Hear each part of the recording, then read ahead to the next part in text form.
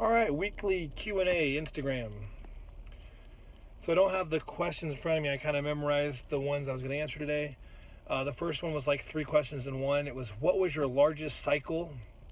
Second one was, what is the best training method for packing on size? And his third question in one question, his 3 in 1, was, what do you feel about SARMs for post-cycle therapy and in-between cycles or bridging?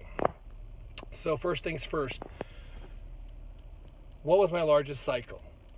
And I've said this several times openly on interview with RX Muscle and probably sure posts and forums and all that stuff, Facebook. So my largest cycle or heaviest run of gear would have been 2014 during that contest prep where I did USAs, I did North Americans, I did Nationals. So I kept my testosterone the same level as I did off season, which is, like I've always said, 750 to 900, and that was all for convenience because some bottles would be 250 milliliters or 250 milligrams per milliliter or 300 milligrams per milliliter. So that'd be 1 cc 3 times a week. So either 750 or 900, whatever the bottle was. So that stayed from off season to contest prep. Then when contest prep happened, this is what I do. I do trinanthate and masteronanthate like 20 weeks out, and trinanthate would be like 400, masteronanthate like 400 to 600, something like that. And then I would have GH. Always ran GH at 4 IUs, but for that prep, I experimented with 2 IUs every 3 hours, which came out to around 8 IUs a day. So 8 IUs of GH, masteronanthate, trinanthate, long esters, testosterone anthate. Then once I got to about 10 weeks out, I would get rid of the long esters and then go to masteron propionate, around 50 milligrams every day. I believed in everyday dosing for blood levels. So 350 a week of masteron prop. Then I'd take out the trinanthate and put in trinacetate, 50 milligrams a day, 350 milligrams a week of trinacetate. The testosterone stayed the same, 750 to 900. Growth hormone was still 8 IUs, so 2 IUs every 3 hours. Eventually, I would add in, like at 6 weeks out, oral. So I'd add in Winstrol at 50 milligrams every day. Add in Provirin at like 50 milligrams every day.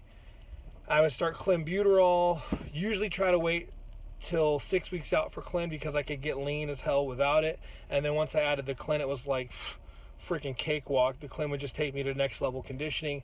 So I'd run Clen 6 weeks out, start very low, and then just build up incrementally, like by the week, by like 10 to 20 micrograms until I was at like 200 micrograms, which is not recommended. It's stupid, but back in the day I had tunnel vision and I was doing 200 micrograms probably the last 3 weeks nonstop until the show. I never cut it out.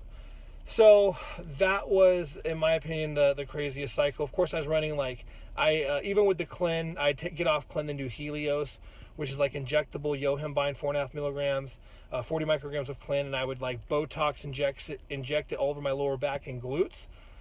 Don't ask me how flexible I was for that, but I just made it happen. I micro-injected those areas. That's pretty crazy. Didn't use any insulin pre-contest. Except for from North Americans to Nationals, I had a little bit of a break because there was a long 12-week gap. So I did like a little insulin pre-workout for like 3 or 4 weeks to fill out a little bit to reset Humalog. Now off season, nothing crazy, guys. Always did the 750 to 900. Didn't even use that high of test until I started to really go for it in 2011 or 2012. I always use very low testosterone dosages before 2012 with no GH, but 2012 is when I got into that 750, 900 nonstop. And I'm not, no bullshit. It was stupid, but for that 2.5 years, I just kept rotating compounds. I didn't even cruise, and that's just me being 100% honest with you guys. So off season was just the 750 to 900 test. I'd rotate EQ or DEC or NPP or Masteron at like 400 to 600 alongside the test. That's it. Growth hormone 4 IUs was plenty for me. So those were my cycles. Insulin was not messed with too much in the off season because I really enjoyed just getting lean with the GH at 4 IUs and having nightly dominoes and some Wendy's, and I had a metabolism that I could stay lean. I posted pictures. I was lean at 265, maybe 268, probably 9-10% body fat. So that was the extent of my largest cycles. I will say, when I was younger, and we didn't have a lot of money, Phenoplex cartridges, the Phenoplex H, which is trenbolone acetate for cattle, it was dirt cheap back then, the conversion kits. So instead of spending like a bunch of money from back then mail order, me and my buddy would be like, well, you want to just take that money we'd buy for that Primo and EQ cycle and buy more Phenoplex and just run it higher. So I will say one time I ran Trenbolone Phenoplex homemade. This was crazy. And this is just one compound, no test with it, just solo. I ran it, we tried 150 milligrams a day of Trenacetate, insane. After day 6, my hands were numb, almost like a GH numb. My feet were going numb. I think my blood pressure was through the roof. My nose was bleeding. Stopped it after day 6. I was like, screw this. I feel like hell. It was a horrible feeling. I could only last 6 days.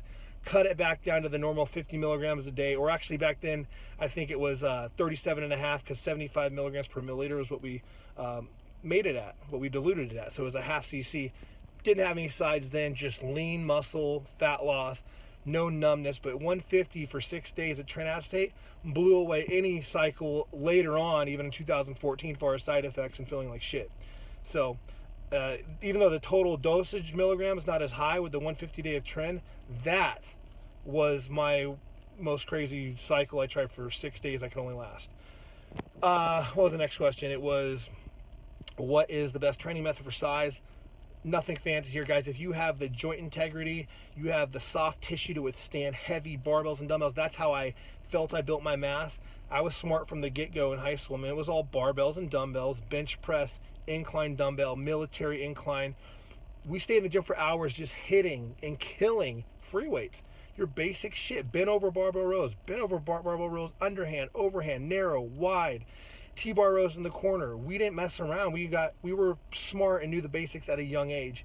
Of course, that was from age 16, and then around 22 years old. So I lasted about 6 years, injury after injury. The things just started to break down, and it forced me to not do as much free weights, unfortunately. But if you can handle it, yeah, nothing beats free weights. But I will say I got too cocky as I got stronger, because I was getting way stronger, my muscles over my joints rapidly.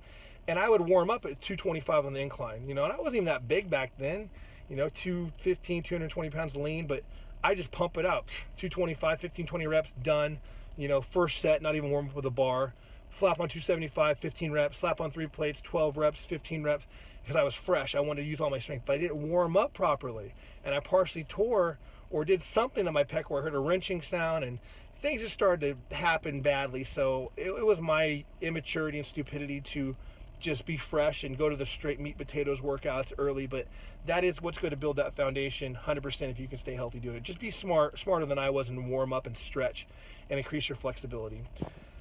Third question of the 3-in-1 was SARMs for post-cycle therapy or bridging.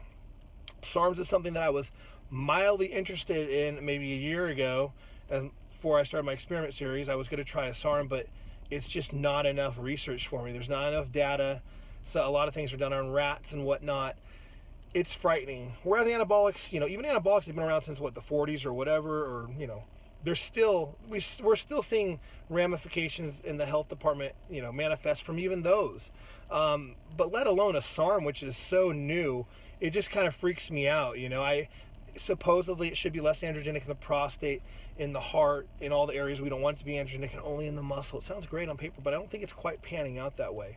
And it's still messing with your luteinizing hormone, follicle stimulating hormone in your pituitary. So people are still staying suppressed, and I don't see a point in bridging with something that's going to still keep you suppressed. Just stay on TRT. It's healthy. It's bioidentical hormone, your testosterone.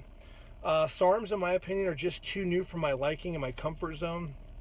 And bridging with them or it's not a PCT, it's not a post-cycle therapy, it's not therapeutic if you're using them to stay anabolic and keep your fullness and stuff, yet you're still suppressing your pituitary.